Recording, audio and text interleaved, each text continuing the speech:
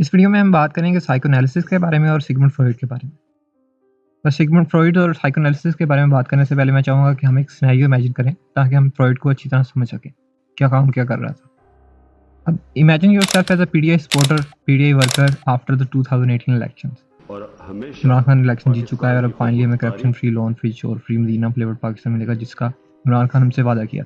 अगर रियलिटी में ऐसा नहीं हुआ, जब पीडीआई इक़्तिदार में आई तो डॉलर ऊपर जाना शुरू हो गया, हम IMF से बातें करना शुरू हो गए, सऊदी अरेबिया से हमने लोन लिया और कुछ देर बाद पीएम थोड़ा सा अजीब बातें करने लग पड़ा।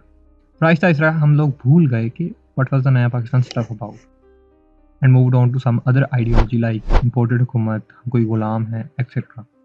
अब हर एक्सपीरियंस जो होता है वो इंसान को कुछ ना कुछ सिखाता है। इस एक्सपीरियंस से, इस वोट डालने के एक्सपीरियंस से आम इंसान के लिए क्या सबक है?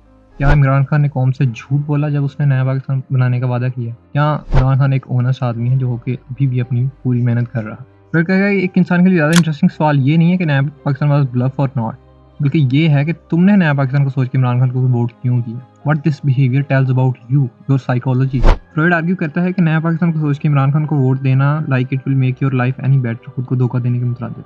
फ्रॉइड का कहना यह है कि हम क्या कुछ और रहे होते हैं और काम कुछ और कर रहे होते हैं। To know more about what you actually desire, हमें तुम्हारे माजी में थोड़ा सा जाना पड़ेगा, बचपन में जाना पड़ेगा थोड़ा। एक्चुअली सीन ये है कि बड़े होते हुए you didn't get the fatherly love you deserved, either the father was weak और ही वाज अब्यूसिव। और तुम्हें ना आपको प्यार देने का मौका मिला, ना इज्जत देने का मौका मिला। और इस तरह जो शख्स तुम्हारा आइडियल होना चाहिए था, तुम उसे नफरत करते हुए बड़े हुए। There is pent up respect in you. जब इमरान खान पिक्चर में आया तो that guy ticked all the boxes, handsome, Robin Hood vibes, alpha male, will revive Islam, so there are chances you will find meaning as a Muslim again. फिर कहेगा कि he was the father figure जो तुम्हें बचपन में नहीं मिला, तुम्हें भी मौका मिला कि जो इज्जत और एहतराम तुम एक फादर को देना चाहते थे, तुम इमरान खान को दे सको। That guy served as a symbol for the father. और जिस तरह की वो बातें कर रहा था कि अवाम की खिदमत करेगा, उसे देखकर लगता था कि that guy really care about the people. अब fast forward to now. अब अगर हम एवरीडे रियलिटी में नया पाकिस्तान का लफ्ज़ सुने तो that word has no importance for us, no emotions are attached to it.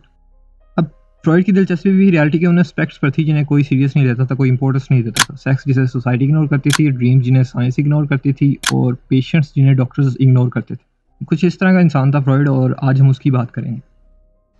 जिन वक्तों में फ्रॉइड ने अपनी पढ़ाई मुकम्मल की, उन वक्तों में ब्रेन स्ट्रक्चर की स्टडी अभी इनिशियल स्टेजेस पर थी।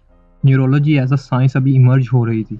न्यूरॉन अभी रिसेंटली डिस्कवर हुआ था और न्यूरल पाथवे जो थी उन्हें ट्रेस करने के लिए नई से नई टेक्निक्स डेवलप हो रही थी। सो जो भी बीमारी दिमाग के रिलेटेड थी, ब्रेन स्ट्रक्चर के रिलेटेड थी, उससे फिजियोलॉजिकली डील किया जाता था। ऐसा गुमान किया जाता था कि ये नर्व डैमेज है, नर्व वीक है, या न्यूरॉन डैमेज आया हुआ है, इस वजह से पेशेंट इस तरह बिहेव कर रहा है या पेशेंट ऐसे काम कर रहा है। 1984 में फ्रॉइड ने भी क्लिनिक में उन पेशेंट्स को देखना शुरू किया जिनके बारे में गुमान ये था कि इनके नर्व डैमेज है, न्यूरॉन डैमेज है, या नर्व वीक है। अब इस गुमान का इशू ये था कि ये हिस्टेरिकल पेशेंट या वो पेशेंट जिनको एंजाइटी या डिप्रेशन की वजह से हाथ पांव जिनके काम नहीं कर रहे थे, जिन्हें फालिज हो गया था टेंशन की वजह से, और जिनके ज़ाहरी तौर पर भी जिनके दिमाग में कोई डैमेज भी नहीं था और नर्व भी वीक नहीं थी, ये डायग्नोसिस उन लोगों की बीमारी की वजाहत नहीं करता था। और नतीजा ये निकलता था कि इन मरीजों के बारे में ये सोचा जाता था कि ये ड्रामे कर रहे हैं या खुदा से दूर है। अब मेंटल इलनेस वाले पेशेंट्स को सीरियस ना लेने वाला ट्रेंड जो था, ये वियना में था, फ्रॉइड के इर्द गिर्द था, ऑस्ट्रिया में था। जबकि फ्रांस में दो न्यूरोलॉजिस्ट जो थे, जीन मार्टिन शार्कोट और हिप्लॉयड बर्नहाइम, वो न्यूरोटिक पेशेंट्स को या मेंटल इलनेस वाले पेशेंट्स को ठीक कर रहे थे हिप्नोसिस के जरिए। शार्कोट का मानना यह था कि कुछ अमराज जैसे कि anxiety, depression, mental illness, hysteria हो गया, या हाथों का सो जाना हो गया, पैरालिसिस हो गया, फॉलेज हो गया, अगर न्यूरोलॉजिकली इन अमराज को देखें तो इनकी कोई सेंस नहीं बनती, क्योंकि हाथों की नर्व्स पूरे बाजुओं में फैली होती हैं। अगर नर्व डैमेज होता तो बस हाथ नहीं, पूरा बाजू होना चाहिए था, इसलिए नर्व डैमेज नहीं है। लेकिन अगर साइकोलॉजिकली देखें तो ये हाथ का सोना समझ में आता है। खराबी किसी नर्व में नहीं है, शार्कोट कहते हैं, बल्कि मरीज के ख्याल में है, और ख़ासतौर पर जिस तरह वो अपने हाथ के बारे में सोचता है।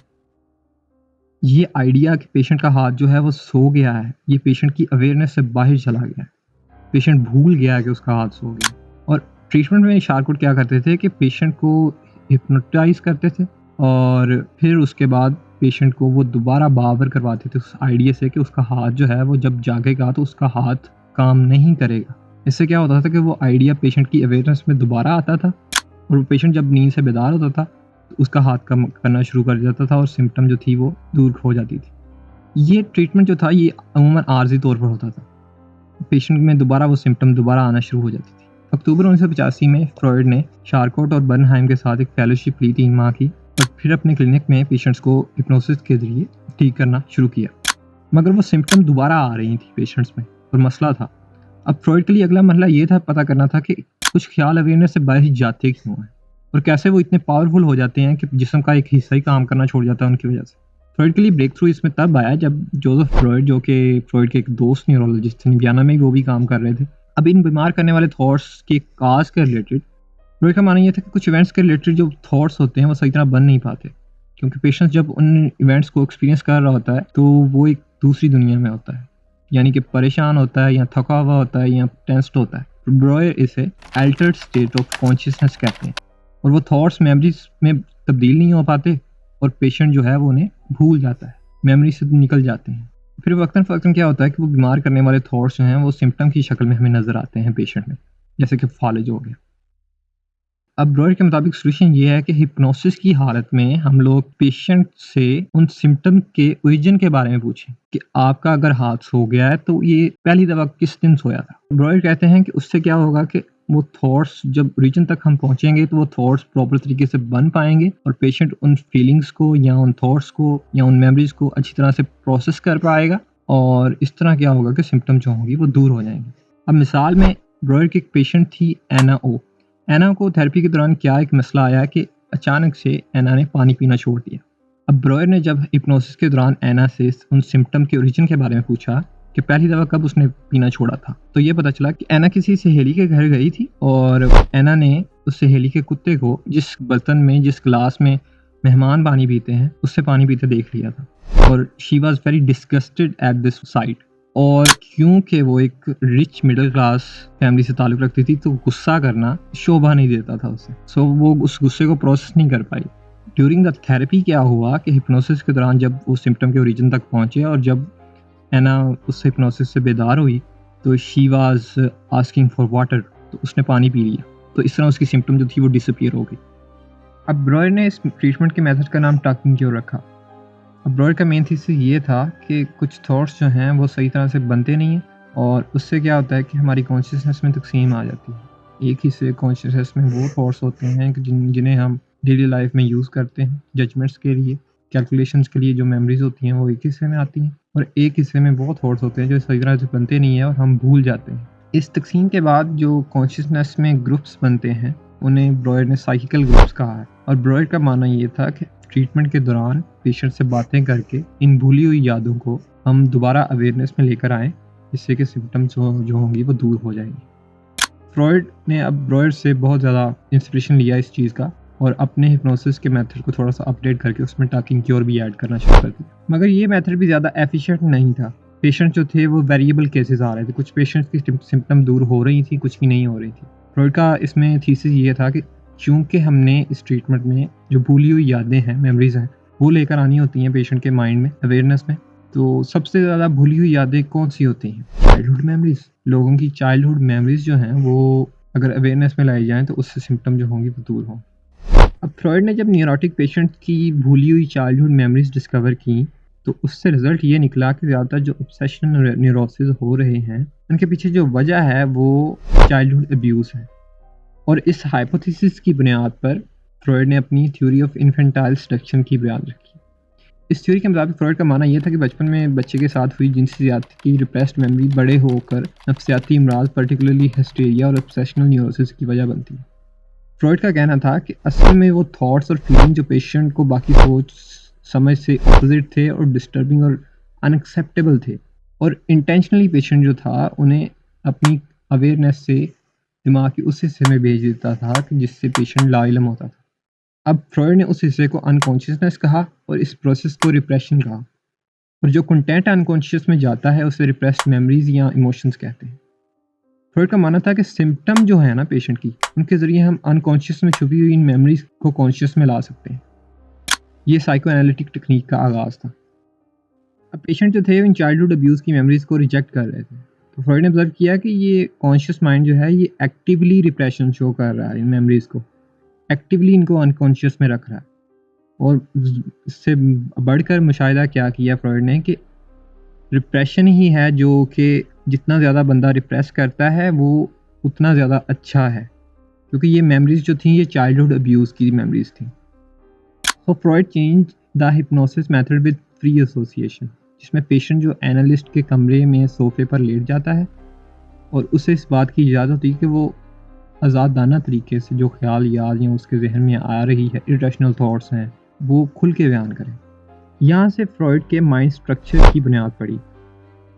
फ्रॉइड ने माइंड को 3 हिस्सों में तकसीम किया। सबसे ऊपर वाला हिस्सा कॉन्शियस माइंड, सबसे नीचे वाला हिस्सा जो था वो अनकॉन्शियस था, और उनके दरमियान जो बॉर्डर था वो सब कॉन्शियस था। सब कॉन्शियस में मेमोरीज होती हैं जो कि हम क्विकली रिमेंबर कर सकते हैं चीज़ें, वो सब कॉन्शियस में होती है। और कॉन्शियस माइंड जो कि हम डेली लाइफ में जिससे अवेयर होते हैं, जो कि हम जजमेंट्स रियलिटी को जज करने के लिए इस्तेमाल करते हैं। और अनकॉन्शियस माइंड में वो रिप्रेस्ड फीलिंग्स होती हैं, वो पेनफुल थॉट्स होते हैं जो कि अगर अवेयरनेस में आ जाएं तो वो हमें सही तरह से फंक्शन नहीं करने देंगे। फ्रॉइड का मानना ये था कि नींद का टाइम वो होता है जब अनकॉन्शियस और कॉन्शियस माइंड के दरमियान वाला बॉर्डर थोड़ी देर के लिए खुल जाता है और जो रिप्रेस्ड सेक्सुअल या एग्रेसिव विशेस होती हैं वो कॉन्शियस माइंड में आकर फुलफिल हो जाती हैं सिंबॉलिकली। लेकिन ये ख्वाहिशात भी कोड की शक्ल में जाहिर होती हैं। एक्चुअल लैंग्वेज हमें नहीं पता अनकॉन्शियस की क्या है, हम तो सिर्फ उसी तरह उसको इंटरप्रेट कर सकते हैं, कॉन्शियस माइंड के लिहाज से इंटरप्रेट करेंगे। सो एक्चुअली वो रिप्रेजेंटेशन होती है एग्रेसिव विशेस की। एक्चुअल विशेस क्या है वो नहीं पता, क्योंकि एक्चुअल विशेस ड्रीम्स में भी एक्सप्रेस नहीं हो सकती कॉन्शियस माइंड में, तब भी वो एक लिबादा पहनकर ही सिंबल्स की शक्ल में एक्सप्रेस होंगी। और फिर वो एनालिस्ट जो होगा वो सिंबल्स को इंटरप्रेट करेगा और वहाँ से फिर उनको वो दरियाफ्त करेगा और पेशेंट की न्यूरोसिस का इलाज करेगा। पेशेंट जो एनालिस्ट को ख्वाब बताता है वो ख्वाब का लेटेंट कंटेंट होता है, और फिर एनालिस्ट जो उस ख्वाब का मतलब ढूंढता है वो उस ख्वाब का इस्तिलाही मायने होता है, यानी कि मैनिफेस्ट कंटेंट होता है। ये ड्रीम इंटरप्रेट करने का प्रोसेस भी बिल्कुल कुरान की तफसीर करने जैसा है, बस फ़र्क इतना है कि कुरान की आयत की तफसीर हम एक अजीम मतलब की तलाश में करते हैं, और साइको एनालिसिस में ड्रीम की इंटरप्रिटेशन जो है या तफसीर जो है वो एक घटिया मतलब की तलाश में करते हैं। घटिया मतलब मीनिंग के जो सेक्सुअल विशेज़ हैं, अपने फादर या अपनी मदर के साथ सेक्स करने की विश जो है, या किसी को कत्ल करने की जो विश है, जो कि सर्वाइवल के लिए बहुत ज़्यादा ख़तरनाक है अगर कॉन्शियस माइंड में आ गई तो। फ्रॉइड ने 20 साल बाद अपनी अनकॉन्शियस की थ्योरी को एक्सटेंड किया और साइकी का एक मॉडल बनाया जो कि हमारे माइंड में साइकिक एनर्जी की तकसीम के बारे में हमें बताता है। इस मॉडल की मुशाबहत फ्रॉइड ने एक आइसबर्ग से की। सबसे पहले और गहरा हिस्सा जो है वो इड होता है। यह जहन का वो हिस्सा है जो बेसिक जानवरों वाले हमारे बिहेवियर के ज़रिए हमें नज़र आता है। इसकी इम्पल्सिव में भूख लगना, सेक्स करना, गुस्सा निकालने की तलब होना, किसी को मारने की तलब होना, इन सब में हमें इड नज़र आता है। इड का बेसिक मकसद ज़िंदगी में प्लेयर को मैक्सिमम करना है और दुख दर्द को कम से कम रखना है, और इस मोटो को फ्रॉइड जो है वो प्लेयर प्रिंसिपल कहते हैं। और इस मकसद की तकमील के लिए इड किसी कल्चर, इस्लामिक रिपब्लिक का, किसी इंसान का, किसी गॉड का कोई लिहाज नहीं करती। इड इम्पल्सिव होती है बिल्कुल एक छोटे बच्चे की तरह, जिससे भूख लगती है तो वो रोते ही ज़्यादा है जब तक उसकी वो ख्वाहिश पूरी नहीं की जाती। और अगर आप इड के प्लेयर बढ़ाने वाली इम्पल्स को इग्नोर करेंगे तो ये आपको न्यूरोसिस, एंजाइटी और डिप्रेशन से सजा देती है। मिसाल ये लें कि बैंक लूटना, रेपिस्ट बन जाना, कत्ल कर देना, चीज़ें तोड़ना, नशे करना, ये सारे बिहेवियर इड की इम्पल्सिव एनर्जी के ताउन से पाया तकमील तक पहुँचते हैं। नेक्स्ट इड के साथ आता है सुपर ईगो। सुपर ईगो हमें वो गैरत के नाम पर कत्ल जो करते हैं उनमें नज़र आती है। ये जहन में इखलाकी पुलिस या तज्जिया कार का काम करता है। सुपर ईगो वो सारे प्रिंसिपल और रूल्स हैं जो सोसाइटी और पेरेंट्स ने हमें सिखाए हैं कि हमें क्या करना चाहिए और क्या नहीं करना चाहिए। कोई भी ऐसा काम जो आप खुद करना नहीं चाहते और समझते हैं कि आप मजबूर हैं करने के लिए, आपकी सुपर ईगो के तावन से आपको फॉलो करवाया जाता है। और अगर आप ना करें तो सुपर ईगो आपको सेंस ऑफ गिल्ट से, शर्मिंदगी से, लो सेल्फ एस्टीम से, अफसोस से सजा देती है।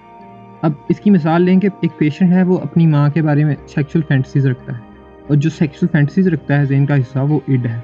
अब वो पेशेंट उससे ऐसे ही इख्लाफ करेगा जैसे वो एक्सपेक्ट करता है कि उसके अब्बा जान करेंगे। अब ये इख्लाफ रखने वाला उसके ज़हन का जो हिस्सा है ये सुपर ईगो है। और सबसे ऊपर वाला पार्ट जिससे हम किसी हद तक अवेयर होते हैं वो ईगो होता है। ईगो हमारी साइकी कॉर्पोरेशन में CEO का काम करता है। Planning, defence, reality testing, judgements, ये सारे काम ईगो मैनेज करता है। ईगो इड की भी ख्वाहिशात को पूरी करने की कोशिश करता है, मगर दुनिया की रियलिटी को सामने रखते हुए। इड की इम्पल्सेस को उन तरीकों से पूरा करने की कोशिश करता है जिससे लॉन्ग टर्म में बेनिफिट आए, ना कि नुकसान आए या दुख दर्द आए। फ्रॉइड ईगो के इस काम करने के असूल को रियलिटी प्रिंसिपल कहते हैं।